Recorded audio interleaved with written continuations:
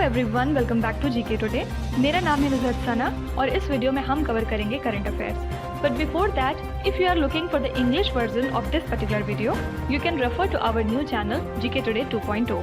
The link has been given in the description box, you can refer to it from there. इसके अलावा जो भी हमारे Hindi students हैं उनको मैं बता दूं कि ये questions GK today Android application में चल रही हमारी डेली 20 MCQ सीरीज 2022 से लिए गए हैं। इसलिए अगर आप इन क्वेश्चंस को टेक्स्ट फॉर्म में चाहते हैं इसके एक्सप्लेनेशन और क्विज के साथ, तो आप ज्वाइन कर सकते हैं हमारी इस डेली 20 MCQ सीरीज को, जो कि अवेलेबल है जीके टुडे एंड्रॉयड एप्लीकेशन पे। तो अब आपका ज़्यादा टाइम नहीं लेते हुए चलिए शुरू करते हैं। Good morning everyone, welcome back to GK today. और आज हम डिस्कस करेंगे 10th और 11th ऑफ अप्रैल के सबसे मोस्ट इंपॉर्टेंट करंट अफेयर्स। तो चलिए शुरू करते हैं। What is the theme of the world health day in 2022? तो ये बहुत इंपॉर्टेंट दिन है और हम ये मनाते हैं 7th ऑफ अप्रैल को। किस लिए? क्योंकि इसी दिन क्रिएशन हुआ था वर्ल्ड हेल्थ ऑर्गेनाइजेशन का 1948 में। ठीक है। और WHO कितना इंपॉर्टेंट है सबको पता है, क्योंकि वो डिस्कस करते हैं हेल्थ रिलेटेड इश्यूज़ को और लोगों का अटेंशन ड्रॉ करते हैं to the specific health issues. ठीक है। और थीम क्या थी इस साल के लिए? Our planet our health. ये क्वेश्चन 3 स्टार में आता है और ये डेफिनेटली कहीं ना कहीं पूछा जा सकता है, तो ध्यान रखिएगा। ठीक है। अब कुछ इंपॉर्टेंट डेज एंड थीम्स देखेंगे। फर्स्ट क्वेश्चन है, when is the world homeopathy day observed every year? ये दिन हम ऑब्जर्व करते हैं 10th ऑफ अप्रैल को। किस लिए? ताकि जो होम्योपैथी की फील्ड है उसको ट्रिब्यूट पे किया जाए और जो कंट्रीब्यूशन है उसका in the world of medicine उसको रियलाइज किया जाए। ठीक है। और इस साल के लिए थीम क्या थी? People's choice for wellness. ठीक है। When is the international day of conscience observed? ये हम मनाते हैं 5th ऑफ अप्रैल को। और इस दिन लोगों को ये सिखाया जाता है कि जो सेल्फ कंसाइंस वाली बात होती है उसको रियलाइज करें और ज़िंदगी में हमेशा सही फैसले लें उसके हिसाब से। ठीक है। What is the theme of the world health day in 2022? Just हमने बात की, इसको 7th ऑफ अप्रैल को मनाते हैं और थीम थी इस साल के लिए आवर प्लैनेट आवर हेल्थ। ठीक है। What is the theme of the national maritime day 2022? इसको हम मनाते हैं 5 अप्रैल को। और क्यों मनाते हैं? जो हमारी इंडियन मैरीटाइम इंडस्ट्री है उसमें जो लोग अपना इंपॉर्टेंट कंट्रीब्यूशन देते हैं उनको ऑनर करने के लिए। ठीक है।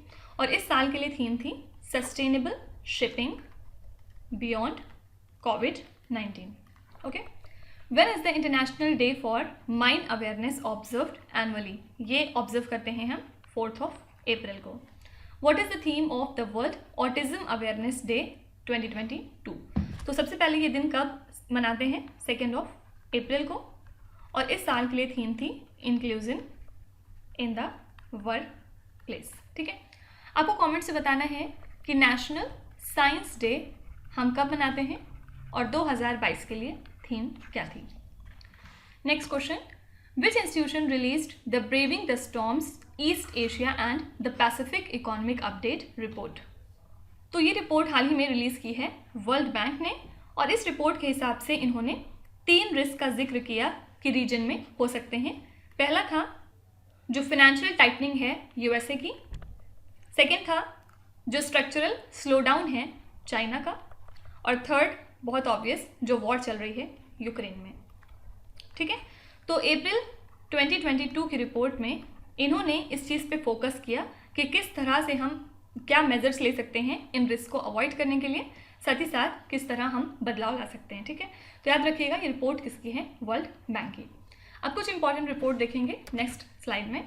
विच organisation released the global wind report 2022?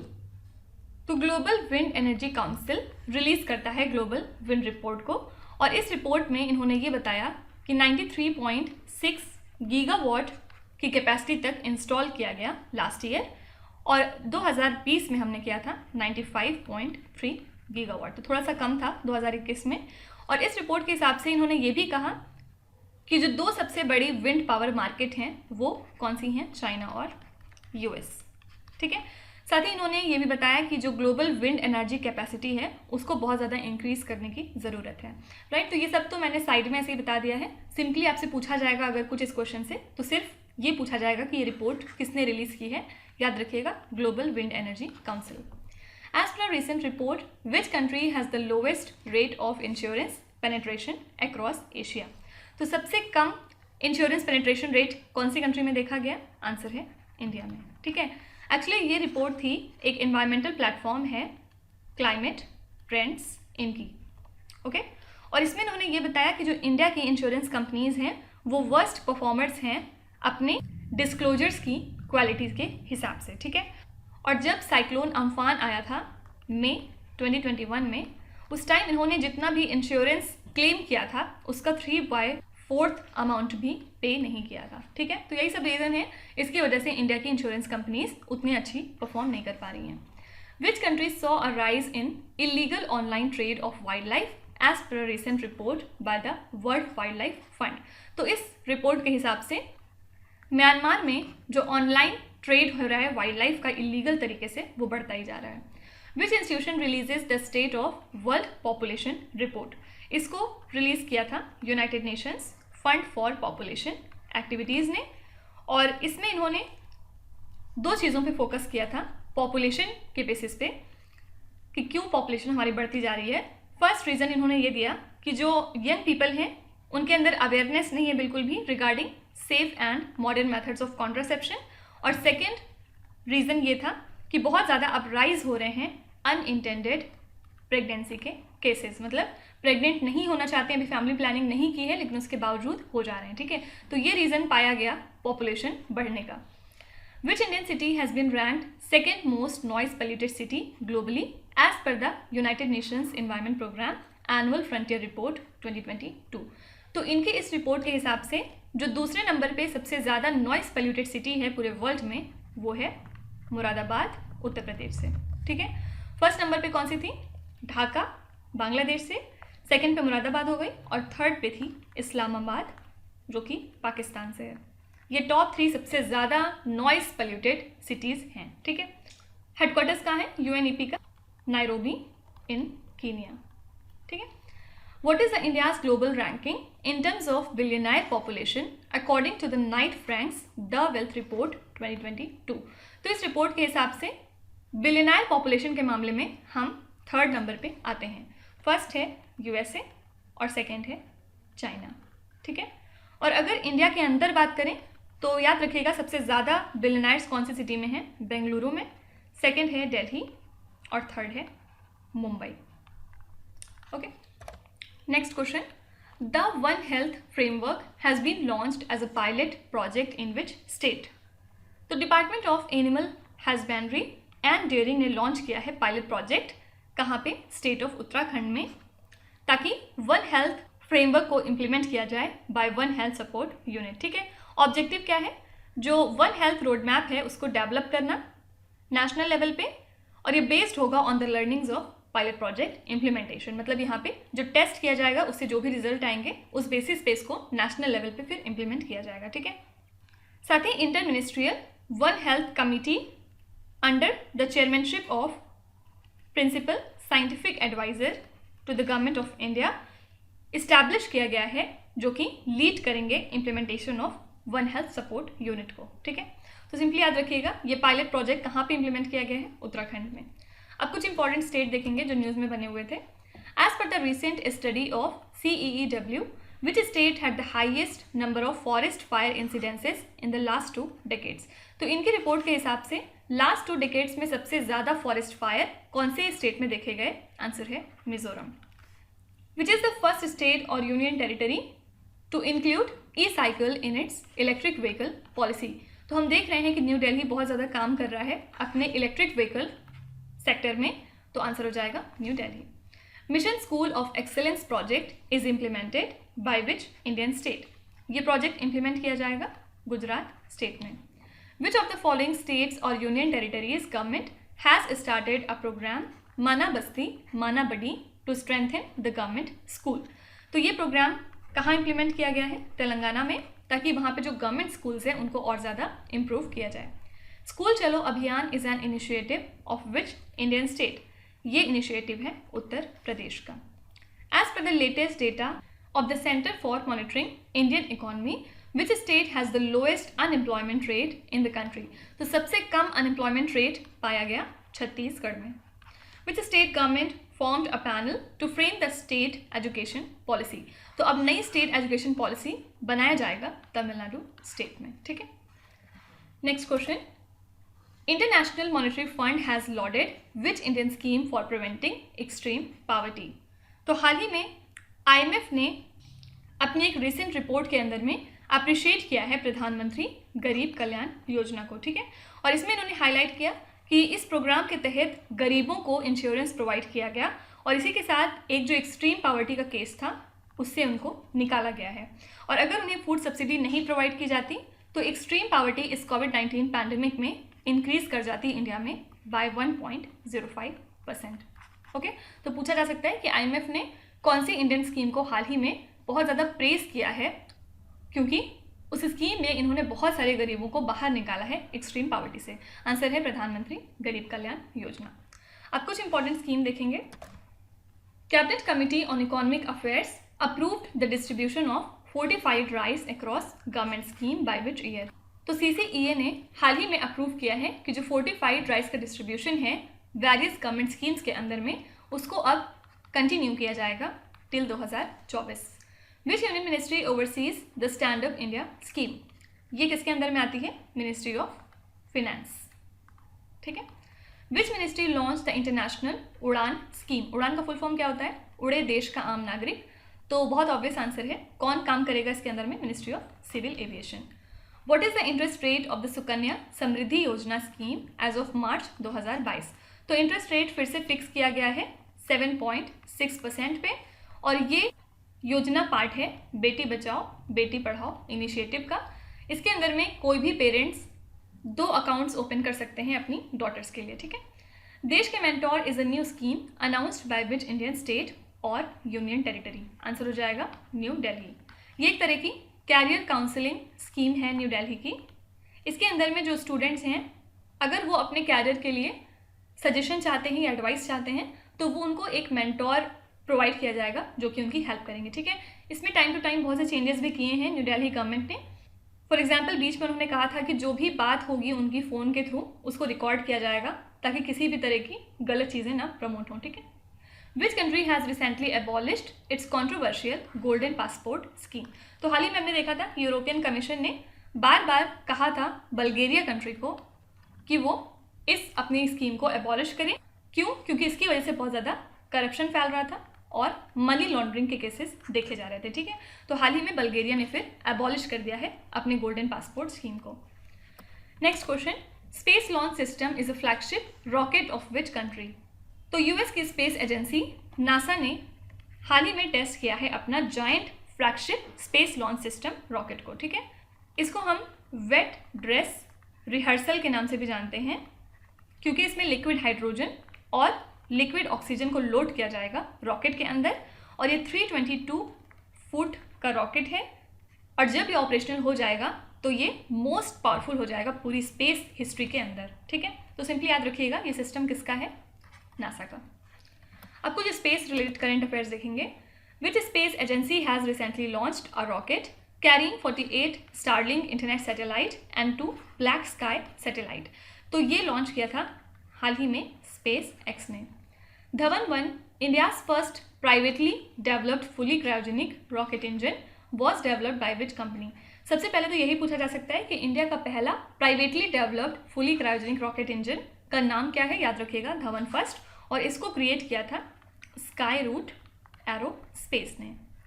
Which country has recently deployed Pinaka and Smerch multiple rocket launcher system. इस सिस्टम को डेवलप किया था DRDO ने, तो कंट्री क्या हो जाएगी? India. Nuri is the first home grown rocket launched recently by which country. Nuri किस कंट्री का रॉकेट है? South Korea. Actor William Shatner who became the oldest person ever in space travelled aboard the rocket ship of which agency. पूछा जा सकता है कि सबसे oldest person कौन है जिन्होंने स्पेस में हाल ही में ट्रेवल किया है। इनका नाम है विलियम शैटनर, और इन्होंने ट्रेवल किया था by the rocket ship of blue Origin, ठीक है। क्या आप बता सकते हैं कि कौन सी ऐसी कंट्री है जिसने हाल ही में डिसाइड किया है कि वो स्पेस में एक मूवी बनाएंगे? आपको उसका जवाब कमेंट्स में लिखना है। Which country has conducted a successful test flight of Fateh guided multi launch rocket system. Fateh 1 किस कंट्री का रॉकेट है? आंसर है पाकिस्तान, ठीक है। इसके अलावा याद रखिएगा कि फर्स्ट रेलवे बॉर्न मिसाइल हाल ही में किस कंट्री ने टेस्ट की थी? नॉर्थ कोरिया ने, okay. Next question, which is the host country of COP28 climate summit 2023? UAE को फाइनली चुना गया है as the host country of COP28 climate summit, और ये क्लाइमेट समिट अब कंडक्ट होगी अबू धाबी में, ठीक है। और अबू धाबी के बारे में बात करें तो इन्होंने अनाउंस किया था कि वो सिंगल यूज़ प्लास्टिक बैग को बैन कर देंगे फ्रॉम जून, और इसके अलावा ये completely single use foam cups, plates और फूड कंटेनर्स को क्विट करेंगे बाय 2024, ठीक है। इसके अलावा यूएई ने ये भी अनाउंस किया था कि वो कार्बन न्यूट्रल बन जाएंगे कौन से साल तक? 2050, ठीक है। क्या बता सकते हैं कि COP27 क्लाइमेट समिट जो कि 2022 में होगी, ये कौन सी कंट्री में होगी? इसके लिए होस्ट कौन सी कंट्री है? अब कुछ इंपॉर्टेंट होस्ट देखेंगे। विच city is the host of Khelo India university games 2021? इसके लिए होस्ट चुना गया है बेंगलुरु को, और ये इस गेम का सेकेंड एडिशन है। फर्स्ट एडिशन कहाँ हुआ था? ओडिशा में, ठीक है। इसके लिए जो मैस्कट चुना गया है वो क्या है? एक एलिफेंट जिसका नाम है Veera. Which city is the host of the convention on biological diversity in 2022? Answer है Geneva in Switzerland. Which country is the host of 5th BIMSTEC summit in 2022? 5th BIMSTEC summit के लिए होस्ट कौन है? श्रीलंका। और आपको कमेंट्स में लिखना है कि बिम्स्टेक में कितनी मेंबर कंट्रीज आती हैं। Which city is the host of the mega international summit on MSMEs 2022? Answer है New Delhi. Which city is the host of Wings India 2022 conference?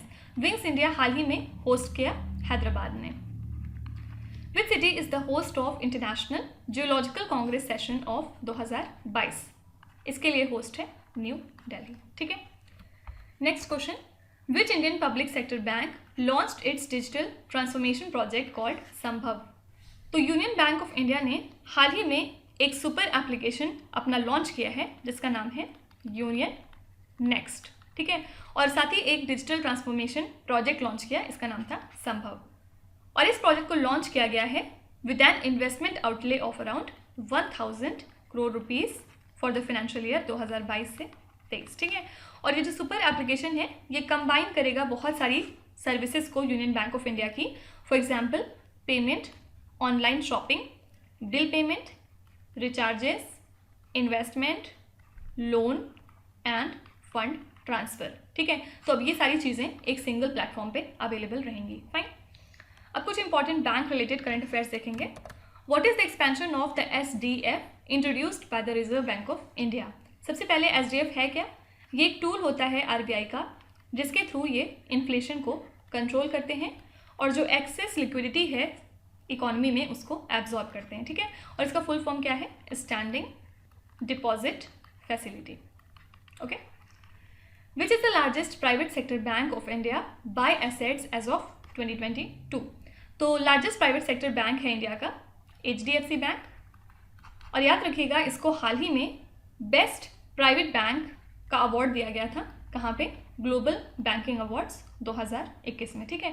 इसके अलावा पिछले लेक्चर में हमने ये भी देखा था कि HDFC बैंक को मर्ज किया गया है with HDFC limited. Which bank acquired the Indian consumer banking businesses of city bank? इसके लिए आंसर है एक्सिस बैंक। और एक्सिस बैंक के बारे में दो बातें इंपॉर्टेंट हैं जो न्यूज़ में थी।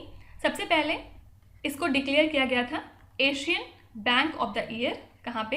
At the IFR Asia award 2021, ठीक है। और इसके अलावा याद रखिएगा दो बैंक ऐसी हैं जिनको RBI ने हाल ही में पिनलाइज किया है। क्यों? क्योंकि ये कंप्लाई नहीं कर रहे थे विद KYC स्टैंडर्ड, ठीक है। और ये दो बैंक हैं, फर्स्ट है उसमें से एक्सिस बैंक और सेकंड है IDBI बैंक, ठीक है। तो दोनों बैंक के ऊपर पेनल्टी लगाई है RBI ने 93 लाख रुपीज़ की each, okay. Varnika ink manufacturing unit of Bharatiya Reserve Bank Note Mudran Private Limited has been inaugurated in which city? इसको इनॉग्रेट किया गया है मैसूर में। In which city has the Reserve Bank of India cancelled the licence of People's Cooperative Bank Limited? तो RBI ने cancel कर दिया है इस बैंक का लाइसेंस, कहाँ पे? कानपुर में, ठीक है। रीज़न क्या था? Insufficient fund. नेक्स्ट क्वेश्चन, खंजर is a joint special forces exercise held between India and which other country. तो इंडिया और किर्गिस्तान ने हाल ही में 2 हफ्ते का जॉइंट स्पेशल फोर्स एक्सरसाइज अपना कंडक्ट किया। कहाँ पे?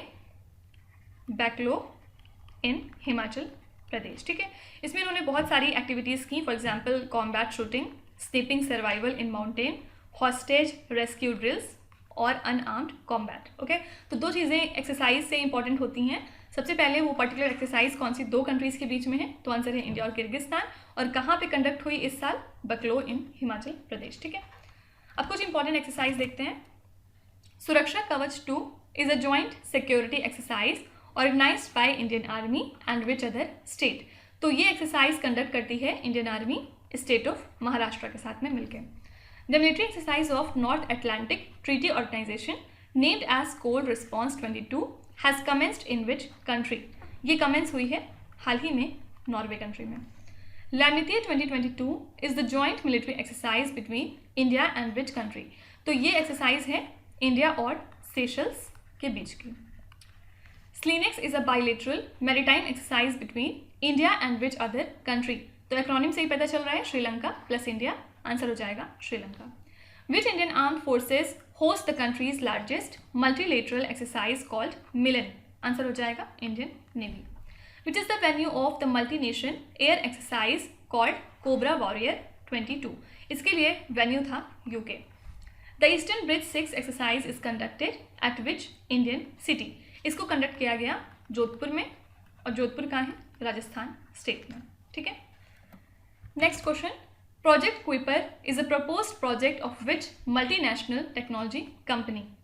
तो प्रोजेक्ट क्विपर एक फ्लैगशिप प्रोजेक्ट है किसका? अमेजॉन का, और ये अमेजॉन का proposed internet from space initiative भी कहलाता है।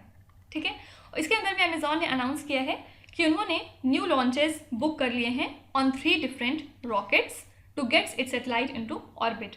ओके, तो जो सैटेलाइट है ये फ्लाई करेंगे रॉकेट के थ्रू, जो कि करेंटली डेवलप करेगा European launch provider Arianespace, US based United Launch Alliance और ब्लू ओरिजिन। ठीक है, ये सारे मिलकर डेवलप करेंगे इसको।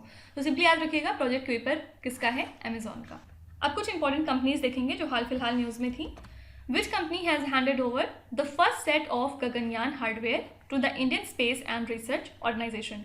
तो हाल ही में हिंदुस्तान एरोनॉटिक्स लिमिटेड ने फर्स्ट सेट बना लिया है गगनयान हार्डवेयर का और उसको सौंप दिया है इसरो को। Wagner group is a private military company of which country. हमने देखा था पहले कि वैगनर ग्रुप ईस्टर्न यूक्रेन में बहुत ज़्यादा एक्टिव है आजकल, और ये किसका है? रशिया का obviously. Which Indian company has partnered with Canada's largest payment organisation named as payments Canada. इसके लिए पार्टनरशिप की है TCS ने। Famous cartoonist R.K. Laxman made a cartoon named as Gattu for which company. तो R.K. लक्ष्मण ने गट्टू बनाया है कौन सी कंपनी के लिए? Asian Paints. According to a research by global consulting company Deloitte, which Indian brand is placed 56 in the top 250 list. तो दुनिया की 250 टॉप कंपनीज के अंदर में 56th रैंक पे आता है रिलायंस रिटेल, जो कि इंडिया से है। Which company has named Shubman Gill and Ruturaj Gaikwad as their brand ambassador. तो ये गेमिंग एप्लीकेशन है My11 सर्कल, जिसके अंदर में इन्होंने इन दोनों को ब्रांड एम्बेसडर नियुक्त किया है। Next question, Sarhul festival is predominantly celebrated in which Indian state. तो ये बहुत इंपॉर्टेंट और पॉपुलर ट्राइबल सेलिब्रेशन है जो कि झारखंड में मनाया जाता है, और ये बिगनिंग है न्यू ईयर के सेलिब्रेशन की। ठीक है, तो इसको हर साल जब स्प्रिंग शुरू होता है तो वहीं पे मनाते हैं, और इस साल कब मनाया गया? अप्रैल 4 को। तो ये यूजुअली वहाँ की जो ट्राइबल कम्युनिटीज़ हैं लोकल सरना रिलीजन की, वो सेलिब्रेट करती हैं। फॉर एग्जांपल मुंडा, हो और ओराओं की ट्राइब्स। ठीक है, अब कुछ important festival related current affairs देखेंगे। जो फेस्टिवल न्यूज़ में थे वो स्टैटिक जीके के तौर पे यूजुअली पूछे जाते हैं, इस वजह से इंपॉर्टेंट है। Gangaur festival is predominantly celebrated in which Indian state. Answer हो जाएगा Rajasthan. Gudi Padwa is a traditional festival celebrated in which state of India. इसको मनाते हैं हम महाराष्ट्र में। Sajibu Nongma Panba is a traditional festival of which Indian state. ये फेस्टिवल है मणिपुर का। In which of the following state is Ugadi festival considered important? Ugadi festival है कर्नाटका का. Jallikattu is associated with which Indian festival?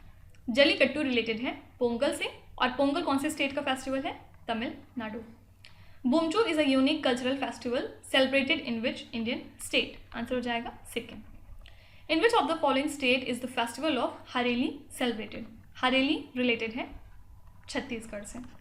ठीक है, तो अब आ जाते हैं आपके क्विज पे. ये 5 क्वेश्चंस हैं जिनको आपको ध्यान से पढ़ना है और इसका जवाब आपको कमेंट्स में लिखना है. तो यहाँ पे वीडियो को पॉज करिए और एक एक करके ध्यान से क्वेश्चन को पढ़िए. जो आपको आते हैं वेल एंड गुड, जो नहीं आते हैं कोई बात नहीं. विद टाइम डेफिनेटली आपका स्कोर इंप्रूव करेगा. बस आपको कंसिस्टेंट और परसिस्टेंट रहने की ज़रूरत है. So that's it for today. I hope you have like the session. आज का सेशन आपको कैसा लगा ज़रूर बताइएगा कमेंट्स में. साथ ही साथ आपका कोई भी रिव्यू है, फीडबैक है या फिर सजेशन है तो वो भी आप हमें बता सकते हैं. हमें जानकर खुशी होगी और हम पूरी कोशिश करेंगे उसको इम्प्लीमेंट करने की. तो कल फिर हम लोग मिलेंगे सेम टाइम सेम जगह कल के करंट अफेयर्स के साथ. Till then stay tuned. Thank you so much for watching and please do not forget to subscribe to GK today. With this Meenu Sana signing of.